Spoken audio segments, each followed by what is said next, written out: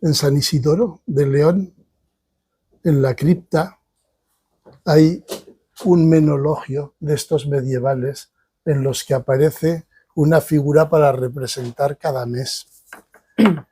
Y la que representa a enero es el dios romano Jano, que es un dios de doble cara. Entonces lo representan allí como una figura que por un lado mira lo que se acaba y está triste y cierra una puerta. Y con la otra cara, alegre, mira a lo que se abre, gira la llave para abrirla y abre una puerta. Esa imagen fue la primera que a mí me vino a la cabeza cuando vi la portada de este libro. En la portada de este libro hay dos fotografías de una mujer. En un lado hay una mujer joven, alegre, sonriente, y en el otro lado hay una mujer mayor con rostro un poco menos sonriente que la que está enfrente. Una cosa que empieza y otra que acaba. Igual que Jano, están aquí estas dos caras de la misma persona, se supone, pero hay una diferencia. En la de Jano que he comentado, en esa pintura románica, el que cierra mira para un lado, lo que se cierra, y el que abre mira para el otro lado, para lo que viene. Pero estas dos miran al mismo sitio, miran al centro, están mirando desde distintos puntos de vista a una sola cosa, que es la vida de la protagonista. La vida de la protagonista, que es Ángela, comienza con otra cosa que a mí me recordó también el título de otro libro. Un libro que estos días, sobre todo el autor, no está muy bien visto. Era un jesuita al que leíamos cuando éramos adolescentes, Martín Vigil, que estos días lo vemos en El País con frecuencia, que escribió una novela titulada La vida sale al encuentro. Lo cito no por su obra ni por él mismo, sino por el título, porque eso de la vida sale al encuentro es el sentimiento que yo tuve siendo niño cuando, como la protagonista de esta novela, salí de un pueblo perdido en las montañas y llegué a Barbastro. La vida me salió al encuentro, el mundo me salió al encuentro. De golpe pasé de no haber montado nunca en un coche ni haber visto un teléfono a vivir en una ciudad que no es Nueva York, pero para los que salíamos de las aldeas era mucho. Por eso he comprendido muy bien las sensaciones de la protagonista de esta novela cuando comienza en el primer capítulo llegando a una ciudad desde un pueblo ya más mayor que yo cuando llegué, porque ya está recién casada, y entonces comienza una vida completamente nueva. Es el Jano que cierra la puerta del pueblo y abre la puerta de la ciudad y comienza para ella una vida nueva. La técnica narrativa de la novela juega constantemente con esa doble mirada. Es un ir y venir de la actualidad y de lo que va a venir y del recuerdo de lo que ha pasado. En las dos partes en las que se divide, porque se divide en dos partes bien diferenciadas, que también corresponden a las dos fotografías, constantemente para contar la protagonista parte de lo que tiene delante, de lo que está haciendo y de lo que va a venir, mientras recuerda lo que pasó. Es una técnica simple pero muy efectiva porque le permite hacer un repaso muy claro a lo que había sido su vida anterior, en el caso de cuando llega a la ciudad, la que había sido su vida en el pueblo, y en el caso de cuando es ya mayor, el tiempo que había pasado desde la primera parte, cuando ella llega recién casada a la ciudad, y lo que entonces es que es ya una mujer muy mayor. En cuanto al estilo, pues es un estilo, el de Sol, a la hora de escribir, de frases cortas, casi cortantes, que de alguna manera yo interpreto como lo que suele hacerse cuando lo que se redacta es un ensayo o un informe. Ella se dedica a las leyes, es abogada, es doctora en Derecho, es también profesora de Derecho Constitucional, y esa manera de escribir recuerda mucho a lo que ha de hacerse sin grandes florituras, para explicar con claridad, con limpieza y con sencillez las cosas. Y funciona perfectamente para contar lo que quiere contar. Pienso que si por un lado el libro revela la manera de escribir de alguien acostumbrado a hacerlo con precisión y con claridad, el contenido se revelaría como alguien que escribe una carta a alguien muy querido, a su madre, a su padre, y que cuenta intimidades que solo puede captar quien tiene la sensibilidad suficiente para captarlas. En el contenido se muestra absolutamente sensible a los detalles. La poesía de Sol es una poesía profundamente vinculada, por una parte, a la introspección. Se examina a sí misma, sus sentimientos, cómo ve las cosas. Una poesía introspectiva, por un lado, y por otro lado, muestra una afición enorme, un afecto enorme a la naturaleza. La naturaleza en la vegetación, la naturaleza en el paisaje, la naturaleza en la atmósfera. La lluvia, la niebla, el sol. Todo eso que ya se ve en la poesía aparece desde el primer momento en la novela también. El paisaje no es solo las montañas, las calles, las casas, es el aire, el ambiente. En el caso de la novela, toda la primera parte es la niebla quien domina el paisaje. Y en la segunda parte es el sol, es el buen tiempo, es la primavera. Parece que se ha dado la vuelta a la cosa. Cuando era joven y tenía grandes esperanzas, el paisaje en el que se desarrolla la acción de la novela es la niebla, que lo envuelve todo. Cuando es ya mayor, que parece que todo se acaba, es el sol y el buen tiempo el que domina en aquel paisaje. En todo caso, y una tercera cosa, el amor a los padres. Igual a la madre, que creo que debe tener mucho que ver con la protagonista de la novela, que al padre, que también tiene una presencia abrumadora en la novela, y al que dedica algunos de los poemas que hemos nombrado. La novela es una novela bastante cinematográfica, es decir, las imágenes que allí aparecen parece que están dibujadas en los cuadernos que se hacen los directores de cine para ambientar cada escena o cada secuencia. Habrá esto y esto y esto y esto y esto. En lo que ella escribe se ve la casa, las calles, las tiendas, se ven perfectamente. Quienes conozcan la ciudad donde se desarrolla podrán ir siguiendo todos los itinerarios y podrán ver, quienes tenemos ya alguna edad, las tiendas de las que está hablando, pero con una visión cinematográfica. Hay que reconocer que a los que tenemos cierta edad, y no sé si sería particularmente a quienes pasamos una parte de nuestra infancia muy grande en Barbastro, el cine nos influyó. El cine fue nuestra educación moral, nuestra educación estética, nuestra educación de valores, nos la proporcionó el cine.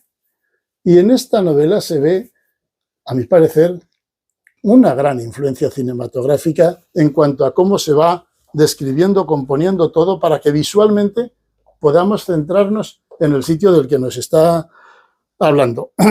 La ciudad a la que llega, el pueblo del que viene y la casa en la que habita, el lugar donde va cuando es ya muy vieja. Todos esos escenarios están no solo dibujados con precisión en cuanto a los elementos que lo componen visuales, sino en cuanto a olores, en cuanto a ruidos, en cuanto a prendas, a muebles. Es un mundo ordinario, pero que, por efecto de lo que ella sabe hacer literariamente, se nos presenta como un paisaje literario muy interesante. tenía ganas, yo personalmente, de ver el paisaje de Barbastro bien reflejado literariamente, porque creo que es un lugar de profunda significación literaria si se saben encontrar. El primero que lo encontró eso en Barbastro fue Orwell. Creo que este hombre, en pocas horas que estuvo allí, hace una descripción de la ciudad magnífica, capta todo lo que yo creo que esa ciudad tiene de literario y que aparece perfectamente aquí. Aunque quizá el eje de todo sea el movimiento perpetuo, el cambio. Jano girando constantemente, porque cuando comienza la novela, ella está recordando, llega a un sitio nuevo para ella, le asombra todo mucho y está recordando lo que deja atrás. Pero es que cuando acaba la novela, lo que le parecía nuevo cuando llegó, ha quedado ya viejo. Aquello ya no es como era cuando llegó. Y lo que era nuevo, magnífico y brillante, se está cayendo ahora a pedazos. Y ella lo ve caer. Y los hijos ya viven en otro mundo diferente. Entonces es el movimiento perpetuo. Creo que uno de los ejes fundamentales de la novela, ¿no?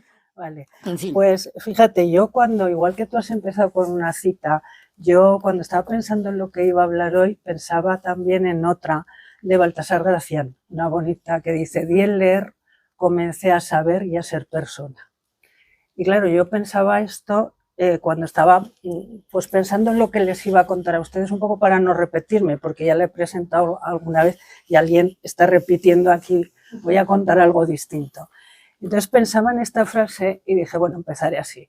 Pero dio la casualidad que fui a una librería y me puse muy contenta porque estaba mi libro entre las novedades.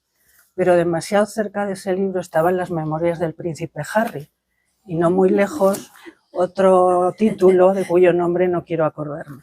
Entonces, claro, pensé yo, pero ¿cómo me he metido en esto a estas alturas? ¿Por qué voy a publicar ahora si se publica tanto y no de la manera de Gracián precisamente, y no al modo de Gracián? Y me quedé un poco descolocada, de manera que tuve luego que hacer un giro en lo que yo estaba pensando decir, porque claro, ya estaba, mi novela ya estaba escrita, ya estaba publicada, entonces ¿a qué venía ahora a decir qué voy a hacer? Si ya está, ya he matado no sé cuántos árboles para que esto esté aquí. Pero claro, ya estoy aquí y tengo que presentársela a ustedes. Y voy a empezar otra vez diciendo, di en leer, comencé a saber y a ser persona. Y voy a, ya como me has matado un montón de cosas que iba a decir, me voy a otra. Y entonces me acordaba también cuando pensaba en cómo empezar hoy, en una película que os va a divertir mucho, porque efectivamente ya a mí me gusta mucho el cine. Hace poco me entrevistaron en Radio Monzón y me dijo la chica, dice, ¿a usted le gusta mucho el cine? Le digo, sí. Y ya me empiezan a tratar de usted. Y eso quiere decir que me ven mayor, como así es. Y dije, sí, es que me gusta mucho el cine. Y digo, y es que, dice, de esta novela se puede hacer una película. Digo, ya estoy buscando productor. Le dije, o sea que lo he hecho ahí también, como hay gente aquí para eso. Bien, pues yo me estaba acordando de una película, Mujeres, que es una película de George Cukor, nada menos, de 1939. Es una película, igual ustedes no la recuerdan, yo es porque la he visto hace poco otra vez, es una película extraña en la que se habla de una serie de mujeres de la alta sociedad americana que se dedican a nada, pero a nada. O sea, invierno, verano, no hacen nada. Y a mí, cuando vi esta película ahora, dije, pues esta no tiene nada que ver con Ángela, yo tenía que escribir algo de una mujer que hiciera algo, que no se conformara como se conformaban estas señoras, que se conformaban porque vivían muy bien, todo hay que decirlo, con lo que les había tocado. Y mi protagonista es una mujer que no se conforma con la etapa que le toca vivir, que quiere hacer algo más, a su manera, quiere salir adelante por sí misma, sin ayuda de nadie, como los partos de antaño, ¿no? Sola ella. Y ese es el enfoque que yo he querido dar a mi novela, esa vida de una mujer que quiere hacer algo en la vida. Eso quizá no es lo más evidente de la novela, pero tiene muchas más lecturas y tú has dado en el clavo con algunas de ellas. Pero fíjate, te has dejado tú, como el resto de mis presentadores, y ahí voy ahora, una cosa que me parece divertidísima, que son los secundarios. Porque claro, como esta novela efectivamente es un poco cinematográfica, la protagonista principal es Ángela, su marido, como bien dices, es muy protagonista también, pero hay unos secundarios de lujo, por ejemplo, Asunción. Yo cuando ustedes empiecen a leer, busquen Asunción, que se van a divertir con Asunción. Sale poco, pero sale en la primera y en la segunda parte. Y Asunción es todo lo contrario a Ángela. Ángela es una mujer modosa, decidida, que habla muy correctamente. Y esta otra es una especie de Sofía Loren en Matrimonio a la italiana, pero un poco reciclada en Barbastro, ¿no? Bueno, pues esta Sofía Loren pues, es barrio bajera, es bastante vulgar, dice tacos, cosa que a mí me viene muy bien porque a mí me gustan mucho los tacos y a Ángela no la veía yo diciendo tacos, entonces Asunción dice tacos. Y esta mujer pues es la que se ha conformado con lo que le ha tocado vivir, todo lo contrario de Ángela, pero a la vez tiene un punto de rebeldía que a mí me ha gustado mucho. Yo me quedé bastante prendada de Asunción, tú como eres escritor de los de verdad, sabes que cuando creas un personaje, o por lo menos a mí me ha pasado, luego el personaje ya te coge de la mano y te hace decir cosas que tú no tenías claras cuando empezaste, ¿no? Entonces a mí con Asunción me ha pasado, que entonces he cogido yo a Asunción, o mejor dicho, Asunción me ha cogido a mí y en la segunda parte ha querido estar. Y la segunda parte de Asunción es muy divertida también. Hace un resumen de lo que ha sido su vida, que a mí me parece que resume muy bien también lo que era la vida de muchas mujeres en esa época y lo que sigue siendo la vida de muchas mujeres. Y otra secundaria también que me gusta mucho es Inés. Inés es una solterona que esa solo sale en la primera parte, que tiene algo que ver con la infancia de Ángela, que sale en la infancia, y que también describe a ese tipo de mujer que era muy, muy típico entonces, porque eran las mujeres que pensaban solo en casarse, o sea que aunque no sabían muy bien por qué, pero se tenían que casar. La vida de la mujer entonces tenía que ser el matrimonio. Y se lo cuentas a mi hija que está allá arriba, que necesariamente uno se tiene que casar y le da un ictus cerebral, pero entonces era así, ¿no? Entonces se tenían que casar. Y esta Inés baja del pueblo pequeño al pueblo de Ángela, que era un poquito más grande, a encontrar novio. Y entonces ahí, pues también Inés es muy entretenida. Les gustará Inés, seguro. Y luego hay dos que no tienen nombre, que una es una dependienta y otra es la retalera. Esta sí que aquí, pero esto lo he pensado después, no he copiado. Pero si ustedes recuerdan El Bazar de las Sorpresas, en El Bazar de las Sorpresas es una película en la que una chica entra a una tienda pidiendo trabajo y no le daban trabajo, era una tienda pues, de objetos de regalo y no le daban trabajo. Entonces había una señora que ve una caja ahí, que era una caja de música, pero cree que era una bombonera y le dice a Ángela, a esta chica que estaba ahí para ser dependiente, le dice, ¿esto qué precio tiene esta bombonera? Y la chica, que había ido ahí a pedir trabajo, pues muy rápida, le dice, no, pero no es una bombonera corriente, es una bombonera que tiene música. Y tiene música para que las personas, las mujeres que somos presumidas, cuando vayamos a coger un bombón, recordemos que no tenemos que comer muchos bombones. Y entonces como ve usted, es un objeto especial. Además tiene la habilidad de poner la máscara del precio que había oído ella que iban a poner en la tienda, con lo cual enseguida la contratan como dependienta. Bueno, pues la dependienta mía no se queda atrás con la del Bazar de las Sorpresas. Es una dependienta muy divertida que vende con mucha habilidad y que recuerda a aquellos vendedores que había en la etapa de nuestra infancia. Había vendedoras así, que eran muy insistentes, que tenían mucha educación, mucha delicadeza, pero que eran un poco altivas quizá. Y estas he querido hacer estos personajes para llenar un poco también el espacio en el que se movía Ángela. Luego hay otros secundarios de lujo, que es La mujer del rojo, porque es una escalera, es una especie de historia de una escalera, no de Buero Vallejo, pero casi, y en la historia de una escalera sale también una persona que se ha tenido que ir de su ciudad por ideas y está ahí viviendo, pero no lo dice, con lo cual sale el silencio de aquella época tan difícil, sale el miedo, los temores, y eso también lo he querido reflejar ahí, de manera que yo creo que esto completa un poco esa escalera de personas muy diferentes, ¿no? Después de esto, en la segunda parte, los secundarios de la segunda parte son también importantes. Una es Elvira, que es una pelma, la típica pelma que va a una residencia de ancianos y te puede volver loco. Otra es una ausente, pobre, que ya no se entera mucho. Otra es una bruja. Yo lo que he querido reflejar con las dos etapas que estás diciendo tú, con las dos partes de la novela, es una diferencia muy grande entre la soledad que tiene Ángela en la primera parte, cuando es una persona joven, y la soledad de la segunda parte, que son muy distintas. En la primera parte es una soledad real porque está sola, pero tiene muchas cosas y muchos pensamientos y muchas decisiones. Sin embargo, en la última etapa sí que es una verdadera soledad, aunque está rodeada de gente. Va a un sitio precisamente para no estar sola, pero es donde sí que está sola. Y para reflejar eso me han ido muy bien, como te digo, estos secundarios. ¿No? Es que en esto de escribir, ¿tú escribes sobre todo para los otros o escribes para ti? No, yo escribo para mí, sí. Bueno, me parece muy bien que estén todos ustedes aquí, que la lean y que les guste, no vamos a hacer aquí comedia, pero además escribo lo que quiero escribir.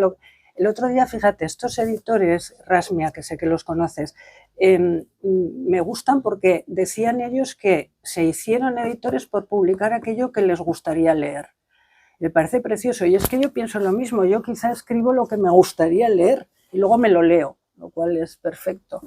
Pero sí que es una forma de entender la literatura. Por ejemplo, Whitman tiene una frase bonita también que dice: escribo de ti, escribo de mí. Eso quizá es una forma de trasladar a la literatura los sentimientos de uno, ¿no? Eso sí, y hacer que esos sentimientos que uno tiene trasciendan a ti mismo y también les sirvan a los lectores, eso ya es el colmo de la felicidad, claro, ¿no? Sí, bueno, estar diciendo algo que a mí me parece muy cierto, y es que para mí la primera finalidad de la literatura es que goce el que escribe. Por eso cuando oigo hablar a escritores que dicen que sufren, el temor, el sufrimiento ante el folio en blanco, pues no lo hagas, o sea, es que es tan fácil, si sufres tanto no lo hagas. El primer gozo es el que proporciona a uno mismo. Si eso además hace disfrutar a otros, mejor. Estupendamente. Pero ¿tú crees que escribes de diferente manera cuando piensas que lo que has escrito va a ser leído, o cuando es solo para ti, es otra manera de expresión? Pues no lo sé, fíjate, yo ahí no te sabría decir. Yo es que escribo para mí, pero sí que ahora, por ejemplo, tenía la idea de que esto se publicara, pero no creo que haya escrito de manera diferente tampoco, ¿no? Yo creo en la sinceridad. Y luego lo que tú estás diciendo es que estar ante el texto y sufrir. Hace poco un periodista me decía que yo le había comentado hace como 30 años, fíjate si tenía buena memoria, que yo tenía necesidad de escribir, lo decía como si fuera un drama. Y yo le dije, sí que tengo necesidad de escribir, pero porque disfruto escribiendo, no porque sea un drama para mí escribir, ni porque sea una exigencia, no, sino porque me lo paso bien escribiendo. Esa es la diferencia, yo creo. Y no creo que escriba distinto. Por eso, a veces te pasará a ti también. Yo por lo menos tengo temor cuando escribo algo porque digo, esto a alguien distinto de mí le va a decir algo o solo me lo dice a mí. Ese es el paso difícil. ¿Te lo preguntas? Sí, que me lo pregunto, sí. La respuesta no la conozco. Que tampoco vamos a inventar aquí, no tengo ni idea. No me lo pregunto. No. Cuando escribo, la mayor parte de las cosas que escribo son para no ser leídas por nadie. Sí, entonces, yo también, pues sí. hago absolutamente lo que me da la gana, y me parece que es el proceso creativo más potente, porque no haces más que sacar lo que tienes dentro. Pero cuando alguien escribe pensando en que va a ser leído, ¿quién es el autor del texto? ¿El escritor o el lector? Porque si dices, no, va a gustar más esto, no, esto lo dejo porque a lo mejor parece... Entonces, ya no solo condicionan, es que creo que los los autores son los lectores y tú lo único que haces es darle forma a lo que crees que les va a gustar. Quizá lo más exacto es que es una mezcla de todo, Sí. de lo que tú Sí. quieres y también pensando que alguien lo va... Bueno, y es que además una cosa, yo también he visto, por ejemplo, a Pla, que dice que hay que escribir de lo que uno conoce, ¿no? Y a veces yo veo que hay escritores, sin ánimo de meterme con nadie concreto, ¿verdad? Que se van a unos paraísos extraños, a unas aventuras excepcionales. Y yo sería incapaz, o sea, yo tengo que escribir efectivamente de lo que conozco, de lo próximo, porque además en lo próximo hay mucha belleza y en lo que puede parecer trivial o ordinario. Eso, si se sabe ver, si se tiene buena vista, yo ya no la tengo muy buena, pero bueno, ya nos entendemos, ¿no? Si se sabe ver, de ahí se puede extraer mucha belleza y eso es lo que... No preguntes por qué escribo estos versos en estos tiempos desquiciados. No sé si son una ilusión del paraíso perdido o el canto ingenuo a un tiempo inexistente.